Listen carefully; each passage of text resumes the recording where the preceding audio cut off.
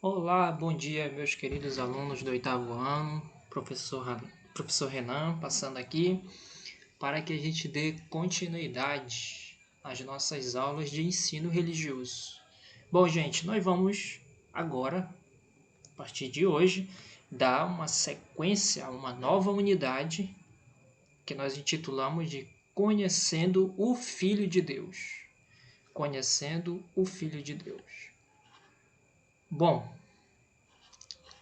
nós vamos começar falando a respeito do Jesus histórico, certo? Vamos lá? Espero que vocês estejam animados. Você sabe qual é a origem do seu nome, do seu sobrenome? Qual que é a história de vida da sua família? Você saberia me dizer? Aí na sua apostila tem um modelo de uma árvore genealógica, para que você possa então descobrir algo mais a respeito de você e da sua família. Então, senta aí, se possível for, com seus responsáveis e vai descobrindo junto com eles. Na primeira linha você coloca o nome, né, do respectivo pai, mãe, avô, avó, bisavô. E na segunda coloca alguma característica dessa pessoa. Cor dos olhos, da pele, tipo de cabelo, o temperamento, a profissão. Lá em seguida, você vai produzir um texto que já tem um título, que é Eu Sou Assim. Né? Você vai perceber que muitas das do temperamento, do jeito lá da genealogia da sua família está presente em você. Então você vai estar sendo convidado hoje a refletir sobre essas questões enquanto você estuda juntamente comigo nessa unidade algo mais sobre uma pessoa extremamente importante, o Filho de Deus, isso mesmo, Jesus. Vamos lá, vamos caminhar. Bom, vamos dar um foco em dois detalhes importantes que aparecem na genealogia de Jesus. Primeiro é que aparece o nome de algumas mulheres, isso é importante, porque não era comum, na época de Jesus, citar o nome de mulheres nos relatos históricos. Era vergonhoso, inclusive. Mas no de Jesus tem nome de mulher lá citado. Menos ainda se fossem mulheres desprezíveis ou que não fossem da realeza ou não fossem judias. No entanto, se nós olharmos para a genealogia de Jesus, há o nome de quatro mulheres, três dessas mulheres citadas são estrangeiras, não são judias. E tem um histórico meio ruim aí, né? Tamar, que cometeu um ato de adultério, tendo relação com um homem que não o seu esposo. Ela está na genealogia de Jesus. Raabe, que era uma ex-prostituta e era estrangeira, ela era de outro povo, de outra nação, não era de Israel. E Ruth, que também era estrangeira, não era judia. Isso é um detalhe que não pode passar despercebido na genealogia do Senhor Jesus.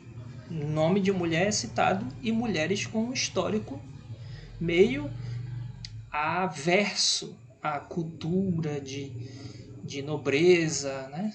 Então é importante. E outra é a profissão de alguns homens ali. Davi era pastor de ovelhas, e era músico, também foi rei, assim como o seu filho Salomão. Há referência também de Boaz, que era esposo de Ruth, e ele era um fazendeiro. José, o pai adotivo de Jesus, ele era o quê? Carpinteiro. Carpinteiro, nos tempos de Jesus, era uma mistura de cortador de madeira, construtor de casas, de carroça, também era uma espécie de entalhador, fabricante de arados, entre outras coisas. Então isso também é importante ser observado.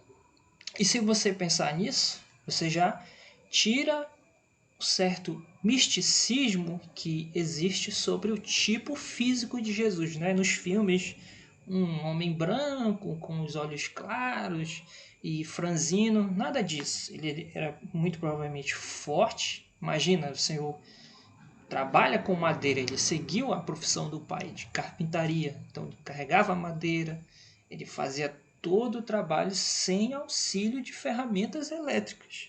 Essas ferramentas sofisticadas não tinha lá no tempo deles. Apesar de nós sabermos disso, né, os artistas procuram retratar um Jesus diferente da realidade. Mago, frágil. Né? Não tinham os judeus daquela época uma pele clara, nem olhos verdes ou azuis, como Jesus é muito retratado, seja em pinturas ou nos filmes. O padrão de beleza que nós vemos nas figuras e nos filmes que mostram Jesus é um padrão ocidental, europeu. E Jesus era um típico homem trabalhador do primeiro século, oriental. Nada a ver. A humanidade dele, então, é tão evidente, tão destacada, tão real, que muitos pensavam que por causa disso a sua divindade fora diminuída. É verdade, Jesus se tornou inteiramente homem, mas ele foi e continua sendo perfeitamente Deus. O que aconteceu é que ele não precisou usar dessas prerrogativas divinas enquanto ele esteve aqui entre nós. Reflitamos então. Nessa lista dos nomes dos parentes de Jesus, tem algo importante para nos ensinar ou são só apenas nomes? O que vocês acham? A gente pôde ver hoje que Jesus não escondeu as suas origens. Também nós não precisamos ter vergonha das nossas origens, ou nos sentir diminuídos por isso. Vale também lembrar que nós jamais devemos fazer qualquer tipo de piada ou comentário maldoso sobre a família dos nossos colegas. Jesus sim foi alvo do preconceito daquelas pessoas com que ele convivia. Falavam, esse daí não é o filho do carpinteiro, querendo desprezá-lo por causa da profissão do seu pai. Mas Jesus nunca fez isso. Ele sempre usou de bondade e de generosidade para com as pessoas.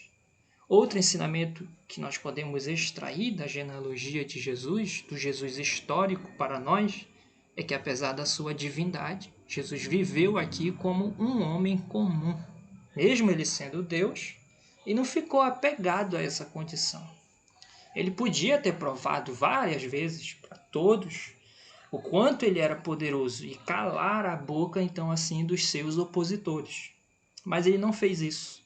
Ele assumiu uma postura de servo. É o que nós devemos fazer diante das posturas dos nossos opositores, diante das pessoas que tentam nos humilhar, se sobressair por causa dos seus status sociais. Nada disso. Nós devemos servir como Jesus serviu as pessoas. Cristo também deixou bem claro que não importa se a nossa origem é simples ou se ela é nobre. Ele nos ama, ele nos aceita como nós somos. E devemos todos, como servos dele, viver para a sua glória e para a sua honra. Você está disposto a isso? Espero que sim. Bom, essa foi nossa aula de hoje, pessoal. Há texto que está com vocês, atividades. Enviem para o aplicativo da escola, tá bom? Para que eu possa fazer a minha correção e, de certa forma, manter a pontuação de vocês aqui, a assiduidade, a frequência, tá? Então, um forte abraço, fiquem bem, que Deus abençoe a todos. Tchau, tchau, gente!